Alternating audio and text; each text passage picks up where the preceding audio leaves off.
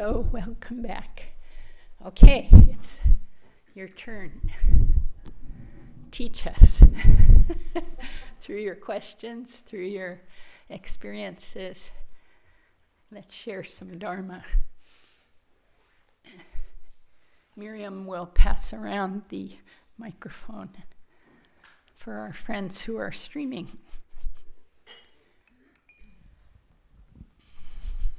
Good morning. We are instructed to take advantage of opportunities that arise when we have one of our habitual responses and realize that it may conflict with the Dharma. And I wonder just what might such an opportunity look like? How does one avail oneself of that opportunity?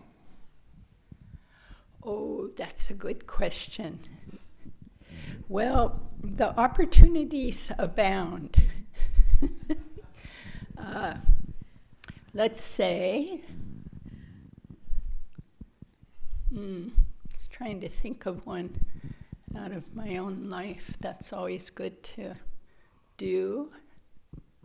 Okay, I got sick and was not able to go to the mind training retreat. That was kind of big for me because I was planning on it, and I've helped with that group right along, and mind training's like my number one favorite feature of the Bodhisattva path, and to not be there and with everyone. So the opportunity arose to look at what that was like for me to let that go. It was not easy.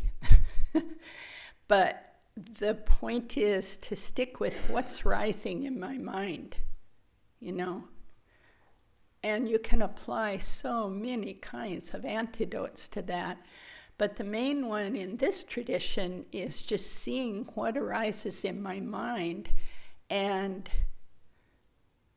seeing the nature of it as completely impermanent. So what arose was a number of things, all related to what we call the 8 worldly concerns, and we've gone over those. But certainly reputation rose. I'm really an important teacher, and I ought to be there. And so what will this do to my reputation if I'm not there? It didn't do anything, right? But these things rise in our minds from habit. So I see it as a habit. I go, there's the habit of reputation. Okay, I can let go of that one. My teacher instructed me so fiercely one time, I will never forget. She said, "What's a reputation?" And I said, "It's everything." I was taught it's everything. It's the only thing you really have is your reputation. And she said, "No. It's a bunch of changing opinions by confused people." And this was in a one-on-one. It was as though she slapped me awake. And I sat there and I thought, is that true? Is it true? It is. It's a bunch of changing opinions by confused people. One minute they love what you do, then they don't like it, then they don't care, then they care a lot. And why would I live my life based on that? So that's different than my own integrity, okay? My own integrity, following my ethics, following my values, that's in here. Someone else could look and say, that's terrible, that's great, I don't care. But if I'm clear here, doesn't matter. Okay? Now we can also end up using a good reputation, using it in a way of towards ending suffering. You have a good reputation. Because of that integrity is why you have it. And then you can use it to help lead people to also model after that, let's say. So that's one example, you know. Something more immediately might be a friend just at break told he was with some longtime old friends, and one of them was very grumpy and, you know, picking at people and being unhappy, and he was able to apply the Dharma to see that person's doing that because they're suffering. That's a huge thing, rather than our habit of, God, what an awful person, I don't want to be with them, right? Instead going, anyone who's doing something like that is doing it from suffering, just like me. That's what I do when I suffer. And then to be able to just listen deeply to that person and even apologize for something which the person needed an apology for. Maybe you didn't do anything wrong, but the person still needs an apology. And that was very helpful. So does that kind of, Camilo, show you what's the follow-up question? Yes, I think they were very good examples. What I'm still left with is, so you realize that there's impermanence in what you are looking at, but you still have the experience of whether it's disappointment or frustration or anxiety, whatever it is that you experienced. And I just wonder how the realization that that is all impermanent really makes for a change. Does it call for more analysis, or do you really simply just let go just like that?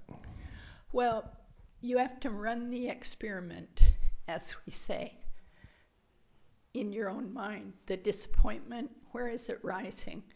Is it rising over there, in between me and the other person, or here? It rises here. It's mine. So good, I can work with it then. And what's it made up of? Set of thoughts, they're changing. Set of sensations that are changing. Emotions that are changing. That's the impermanence, the constant changing. Here's where we suffer. We refuse to let things be impermanent. No, I'm going to hold on to this grudge until I die. And believe me, that's the source of the wars in the world. That group of people killed my grandfather, and then my father killed because of that, and now I kill because of that. And it's not there. We grab it, we make it solid, then we create suffering more and more. So the calm abiding and insight practices are aimed at seeing the true nature every single moment of everything. It's groundless. Right now, this whole thing is shifting and changing constantly. So are you, so am I. We're not in charge of that. What we're in charge of is our reactions. Not all the time. What'd you say? Not all the time. Well, we have the opportunity all the time to be in charge of them, but you're right. A lot of times we just throw them out and let other people get splattered. But we have that opportunity at any moment. Yeah, thank you. Dora. It's a nice opportunity to mention the framework that we have in the Dharma of we call the three turnings, the three it's kind of, what would you call it, 3 approaches to working with things. And if you, well, working with, let's say, the kleshas, in particular, the afflictive emotions. So anger, for example, just because it's a clean, easy example. From the first turning perspective, the looking at how that anger is harming us. So it's kind of part of like the analysis of how is it the reputation is, a problem. Is it a problem out there? Is it a problem in here? But so the idea that seeing that, looking closely enough at the anger that we realize that it is something we don't want to have. Because at first, sometimes we feel kind of into that anger and kind of right about it and kind of like it's important, and we say we don't want to be angry maybe, but there's something we're attracted to in being angry if we don't actually see like how that's harming me. And I don't want to be in that, under that influence. And then the whole category, the second turning category is more using all kinds of antidotes or ways of addressing the anger by working with it in many ways, like Zopa's saying. And it can be where you use that instance then to say, establish common empathy with the rest of the world, because you realize every single being experiences anger.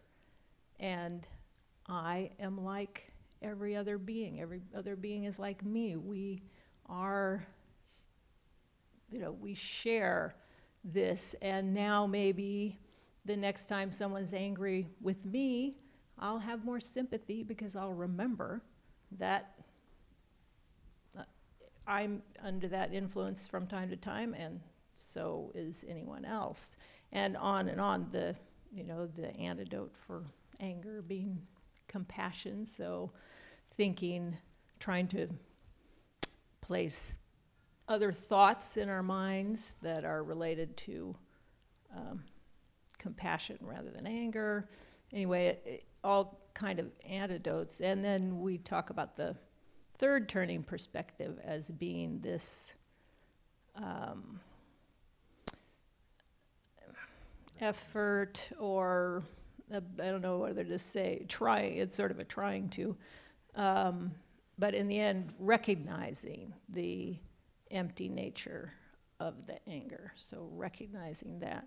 So just to say that we have all those at our disposal, but sometimes it's helpful to have a sense of which area we're working on.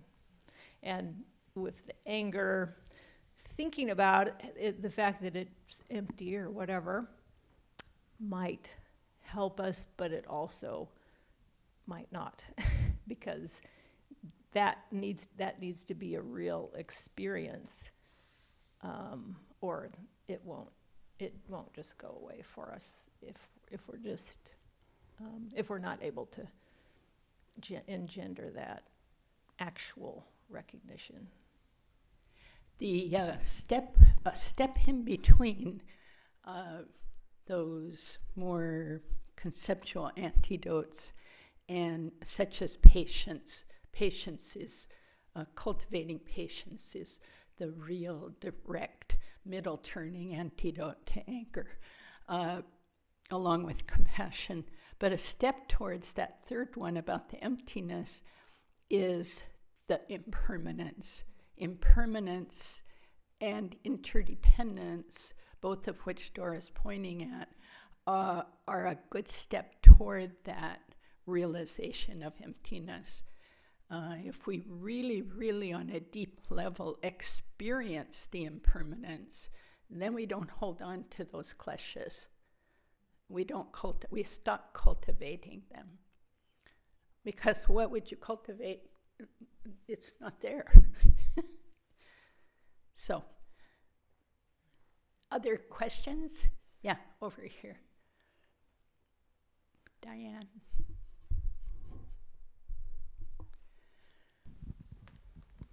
You know, that's really helpful what you said. I'm really thick in the stew of this right now because, you know, I had the audacity to be rear-ended and expect that one of the 4 insurance companies involved would actually help me, or my attorney that I hired would actually help me rather than sue me. But one thing that has really helped me was something Ken MacLeod wrote in Reflections on Silver River, in which he said, give up your idea of justice and fairness, because it isn't there. And that's a really hard one, but I think it's really, really true, because I have spent the better part of 5 years expecting justice, expecting fairness, you know, expecting that, well, you know, I've been paying these insurance companies for all these years, you know, they should pay my medical bills when I'm hurt. You know, it's a really hard pill to swallow, but I think he's onto something there. Yeah. And I haven't fully digested it yet, but I wonder if you have any ideas on this. Well, when I love that book, by the way. What's the title again? Something on Silver, Reflections on Silver River, and it's a commentary on the 37 practices of Bodhisattva, and it's a unique Ken MacLeod kind of commentary on it. I think for me, what I take out of that is it's back to this personal sphere. My personal sense of justice, my personal judgment about what is just. And if you open it, you will find there's a lot of disagreement about what is just in that situation. Like whoever other people involved think, they would probably say, we are being just because of what, So I think that's what he's talking about, is trying to pop our what is that called? Give up, personal territory. Give up any sense of personal territory. That's something Lama Michael said very early in the mid-90s. One of those koans, I was so new to Dharma, and he would say these things, and I'd be like, well, that's wrong. Give up any sense of personal territory. That's only a crazy person would do that. We must defend our personal territory. We must defend our identity. We must defend our home, our family, our country, and go to war to do it. So I think that, to me, that's what it's touching on, is, and you know, I come out of the Gelugpa tradition, and what you do is you take each word and go, okay, what is it? Justice. What's that? And you contemplate it for a while. The first thought is, I know. I know what it is, and it's da-da-da-da-da, and you're not doing it. And then you go beyond that. What is it really? And you keep contemplating till you arrive also at that sense of emptiness. There is no one monolithic anything, including justice. That can be kind of scary. It feels like we're standing on a precipice and about to fall into chaos, which would be true. And this is the thing about contemplations on emptiness can unfortunately lead to nihilism, this sense of, doesn't matter what I do, da-da-da. But the Buddha grounds it all in ethics, do no harm. Compassion, do service for others. The 10 constructive actions, protect life, be generous, give things, on and on and on. And with that grounding, the sense of being on a precipice disappears, but then it comes back because all of that is also ephemeral, but so necessary. So necessary to have that grounding, the grounding in loving kindness, the grounding in compassion, the grounding in sympathetic joy, which always says, I see you do something virtuous and I delight in it. Forget jealousy, forget envy. I delight in it. Okay? So it is a constant koan. We're in the relative world with these kind of bodies. And yet, this is disintegrating every moment and appearing every moment and disintegrating every moment and appearing every moment. It's kind of a cool mystery. So what I do is really important. What I say, how I act, what I think, so important. And yet, I can't find it. I can't pull it out and show it to you. Here's what I did yesterday. See it? Here's what we did 5 minutes ago. It's gone. What we're going to do hasn't happened. What we're doing right now is going like this. That's all.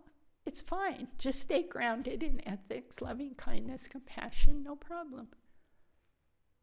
But thank you for that question. See if there's anything you'd like to add.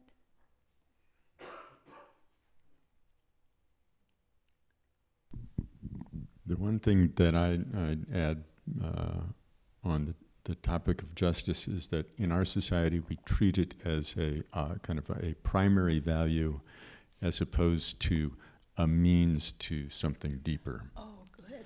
Yeah. And if the primary value is actually freedom from harm, then justice is important in that framework, but it's not an abstract foundation. And where it becomes, and if we recognize that, I think it becomes easier to let go of some of the hard edges about our own opinions, and recognize the challenges in actually trying to act in any way that we could get just any sort of general agreement is just. Yeah. Yeah. It's a deep challenge. That doesn't mean we should avoid trying, and it doesn't mean that the principles that we've elucidated in our country about justice should be subverted or written off because there's something higher and better. That's another kind of abstraction. It's not the world that we live in, but it's looking deeper at compassion and looking deeper at how harm arises in culture, in society. That's looking at the actual dynamics of it as opposed to collapsing into labels about it. Then I think we can look more deeply into what are we actually doing and what can we use our ability to discern things to add something positive to the discussion, something that goes beyond labels and conflict. It's a challenge, but it's one that we should not shrink from. Over here. Thank you. Thanks a lot for all that. I have a comment and also a question. The question is, what are the 5 impediments I seem to forget what those are. Maybe I have that wrong. And the comment is, as someone who works with folks, and I myself find myself doing this too, I want to bring up Camillo's comment that we can't always control what we do, or the implication of what is said. There are times when I find myself eating something that I know darn well I shouldn't eat. Does anyone else have that problem? Okay, yeah. Okay. Someone told me not to. How's this? Okay. And so I guess what I'm trying to say, without going into the brain structures and prefrontal cortex and midbrain and all that, is that there are times indeed when we humans, and I see it happen a lot in my career, that we very much know we shouldn't be doing something and are trying not to do something and find ourselves doing it. And so I just wanted to make that comment that we are human and sometimes we go down into that animal realm, whether we like it or not. But I was thinking the 5 impediments, this is a selfish question. A friend of mine mentioned them, and I thought, God, I should know what those are. Okay, thank you, Miriam. So I don't know what the 5 impediments are. I have experienced all of them, I'm sure. But I want to, and I'll leave that for Bill or Dora if they want to take that one up. But I want to address the thing about we cannot control. And that word was what you used, and it's an important word. What we think or do. That's true. Sometimes we cannot control it. That is, even we're sitting in calm abiding in a very peaceful place. I do not control what rises. Believe me, it's like popcorn and jelly and everything just popping up. But we can see it. And we can begin to experience its impermanent nature. And through that, we don't control, because control is like suppress or grab a hold of. In fact, those will be an impediment. The attempt to control. Pretty much counselors know this. If you want to change a habit, you don't try and control it. That adds a whole another layer of suffering. First, there's the difficulty. Now I'm going to control it. And a whole lot more suffering goes on top of the first layer. So that's not our job, and that's not what we're saying, to control it, but to see it. And I would say to see the kind of discouragement and despair even that can rise in the mind from a sense of, I can't control this. But to see the discouragement and the despair are just another set of thoughts that we don't need to make any more solid than we make the concept of justice. The minute we make it solid, then we're going to suffer more. So why? Because its own nature is not solid. The minute we're headed to that way, we are out of sync with reality. And that's the source of our suffering. We are out of sync with the constant transformational reality and our own Buddha nature, which is that constant, vast potential for change. So, and wisdom and love that are just there. And we see it all the time. It rises all the time everywhere, small and large ways. So just, yes, it's difficult. And the longer the habit has been formed, maybe from lifetimes before, it will seem like this isn't going to change. But that thought is an impediment. This isn't going to change. I can't do this. So seeing through those habits are the beginning of undoing the habit. So the 5 impediments, I can't name them all. What are they? The 5 impediments, and I'm looking over here because I just was talking and Bill was mentioning this, and I think it's something that, this is terminology that would be from the Theravadan tradition. The English word that they use is Hindrances. Oh, 5 hindrances. Okay. Do you want it? Does Bill want to talk with Mike? Yeah. So I'm unfamiliar with the lingo, Yeah. although I'm positive I've experienced them. Yeah. Okay. Every tradition has different Yeah, different we have jargon. different words so. for Yeah. things. Yeah. I think one of the interesting things about the 5 hindrances is to ask, what hindrance from what? Like, well, I think I think it's a personal question, and if you can answer that question for yourself, then you can begin to recognize what hinders. So in that tradition, the Theravadan tradition, it's the first one is lust or greed. The second is hatred, ill will, aversion. The third is they use these words sloth and torpor. But Gil Fronsdahl in Redwood City used the example of a 10-year-old not wanting to do the dishes and feeling really tired. The fourth one is restlessness, Oh, yeah. Okay. and the fifth is doubt. Thank you, William. That grouping is like, oh yeah, we do all of those, but We've got those too. yeah, we've got those too. Yeah. Don't worry.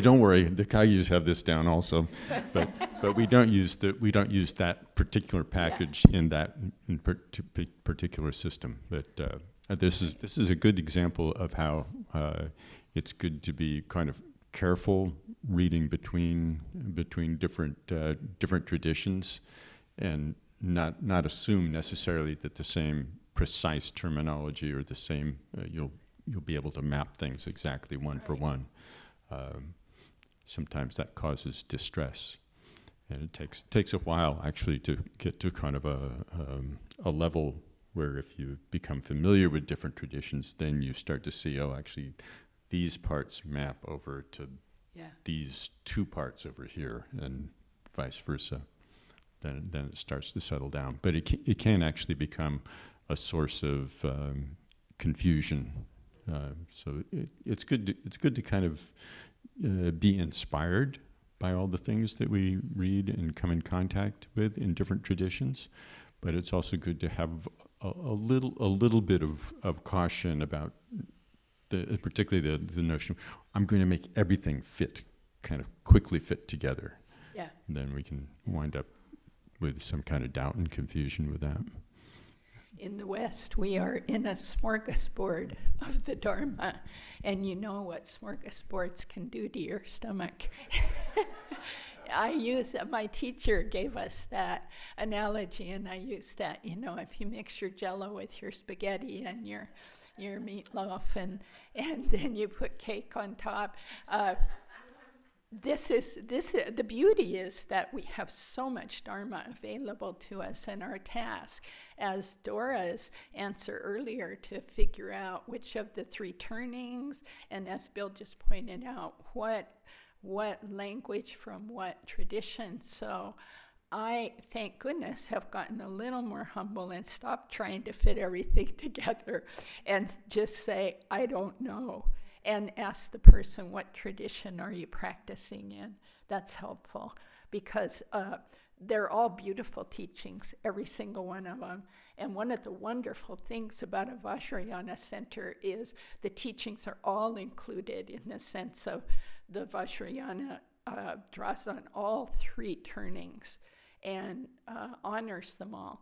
But we don't have the same language. Even between Gelupkas and Kagyus, or Sakyas or Nyingmas, you'll find the lingo is quite different, and it's a constant thing of asking someone or researching what's the definition of that, so that we don't get confused. Even the word Vipassana, there's all kinds of methods called that.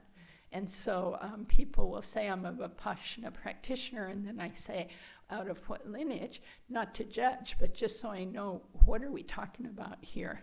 You know, what can we share? Yeah. And then we have the multi-team translator volleyball game with the ball up in the air. One term will be bounced back and forth across the net, and different people will give a different spin. So that's also another place. But what was number 5 on the list again? Doubt. Yes. Yeah. Yeah. Yeah. Yeah. Doubt about the practice. Yeah. I doubt if this will lead to anything. I doubt if this is authentic.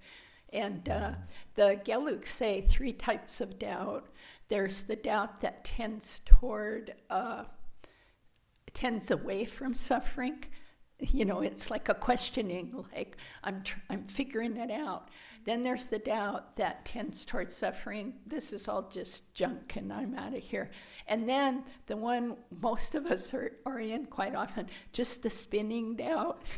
You never go anywhere. You kind of dissipate the energy of your practice, because you sit down and then you go, I'm not sure, but I'm going to do it anyway. But I'm not sure, but I'm going to do it anyway. Rather than finding the joy of, I'm in. I see the results in my teacher. I see the results in myself. I'm in. Or the doubt that leads to leaving. So, to critical mind. Yeah. I would point out the very first thing that you said was a good principle when you asked a more general question, like hindrance to what, and when we can listen in that way, then things will be able to kind of absorb things and integrate them in a more clear way. Thank you for that. Hindrance to what? Suvanch, last question of the day. Well, at least here. We'll have lots more questions of our own later.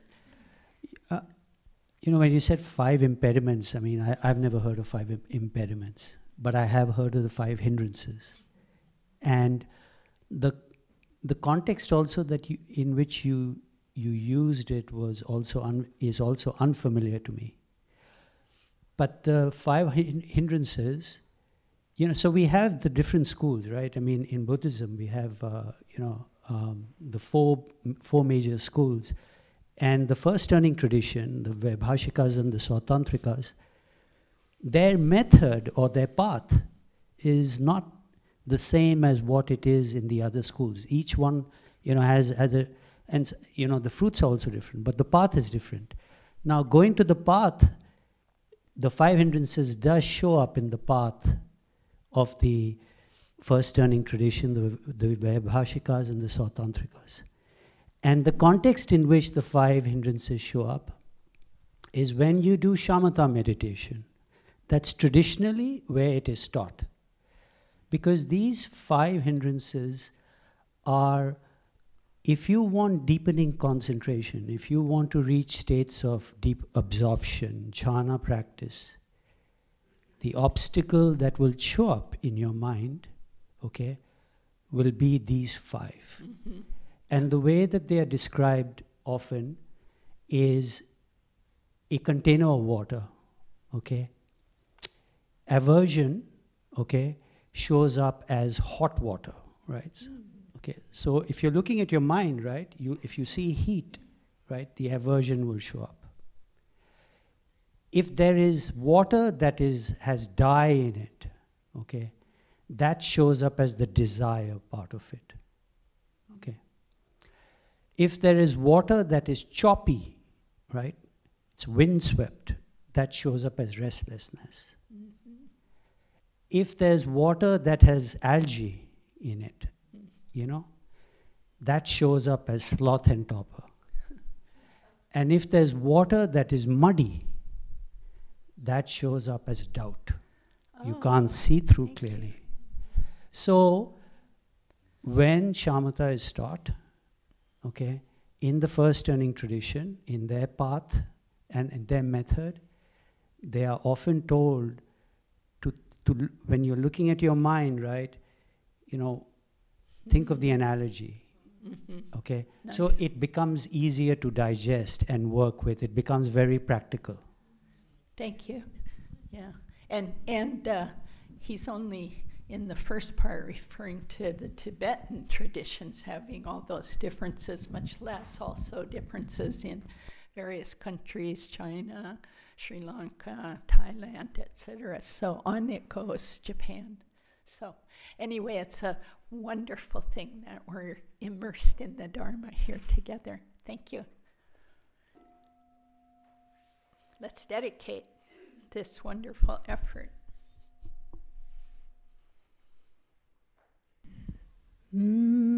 By this virtue may I quickly realize Mahamudra and establish all beings without exception in this state.